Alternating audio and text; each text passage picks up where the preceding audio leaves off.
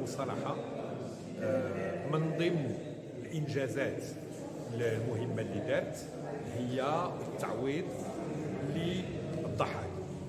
التعويض تعطى للناس اللي قدموا ملفات كيطلبوا فيها التعويض هذا، واللي اعتبرت الهيئة بأنهم كيستاهلوا وفق مقاييس اللي كان يعني بزاف ديال الناس اعتبروا بأنها ما كانتش واضحة، ما كانتش مضبوطة، وما طبقاتش بنفس المنطق على الجميع. الناس اللي ما قدموش الملفات ديالهم يمكننا نقولوا شقين. شق اول هما ناس اللي ما طلعوش او ما طلعوش في الوقت اللي كان مفتوح لهذه الملفات وما تمكنوش انهم يقدموا الملفات ديالهم.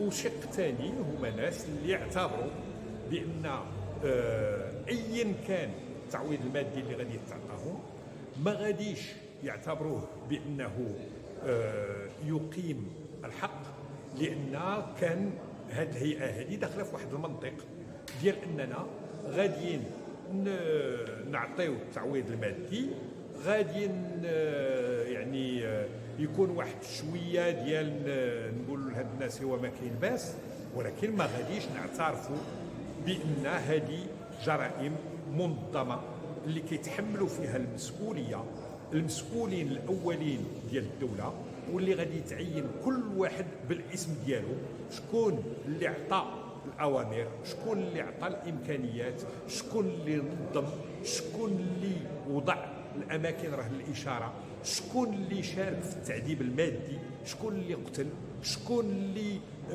كان مشارك اما كطبيب ولا كفرملي ولا كحارس ولا كقاضي ولا كنيابه عامه. يعني المنظومه اللي سمحات ان تكون عندنا انتهاكات جسيمه لحقوق الانسان تم الطمس ديالها.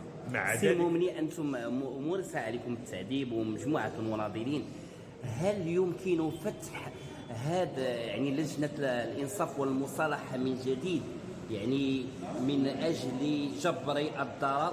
وهل تعتقدون ان البند الثاني في هذا اللجنه هي ان عدم متابعه الجلادين والناس اللي عذبوا والناس اللي هذا بند من البنود اللي تفرضت عليها؟ الحقيقه والعداله اساسيين.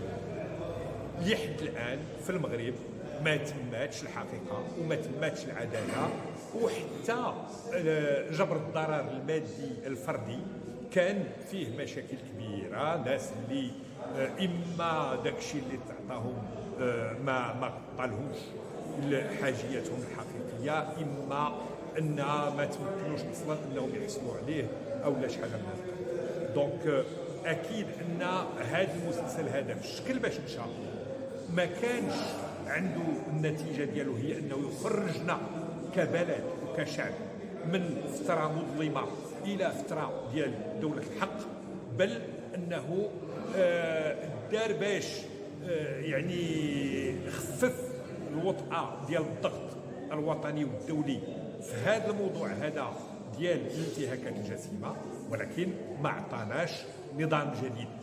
من بعد انا يمكن لي نفهم بان بلد فقير راه ما عمره ما غادي يمكن له يلقى الامكانيات باش يعوض. سي المملي تنعرفوا تجارب يعني عالميه من بينها جنوب افريقيا، لكن واش الهاجس هو المال ام ان يعني كان هناك ضغط من هاد الناس اللي عندهم مبادئ واخلاق، ونقدروا نقولوا بان هاد الناس يعني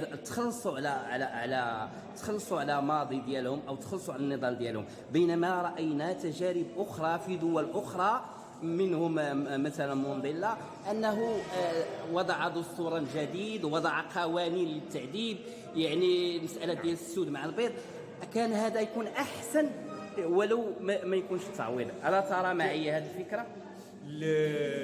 الناس اللي كان مطروح عليهم هذا السؤال كانوا يمكن لي نقول لك فئتان. فئه اللي اعتبرت بان وضعها المادي ما يسمح لهاش ماشي فقط باش تعيش بكرامه. كاين اللي عنده وليدات، كاين اللي عنده والدين، كاين اللي عنده امراض كذا. واللي انا بالنسبه لي مشروع وطبيعي انه يقول اودي انا الا حصلت على شي حاجه اللي تعوض لي جزء من الحياه ديالي والصحه ديالي اللي ضاعوا، مشروع وطبيعي. وكانوا ناس اخرين اللي كانت عندهم الامكانيه انهم يتعففوا ما خلاوش، لم ياخذوا، وما قالوا احنا ما غاديش نقدموا هذا الطلب هذا. وحنا باقيين كنطالبوا ان تكون عداله حقيقيه. رسالة أخيرة للجلادين القدامى والجلادين الجدد بأساليب أخرى الآن. الرسالة هو كننتظروا أنكم تعترفوا بأشنو درتوا، كننتظروا أنكم تقولوا لنا كيفاش وقع هذا الشيء وشكون اللي كان ضالع فيه. كننتظروا أنكم تعطيو تفاصيل ديال كيفاش المنظومه ديال القمع كانت كتجعلنا دوله ديال عصابه ماشي دوله ديال حق وقانون.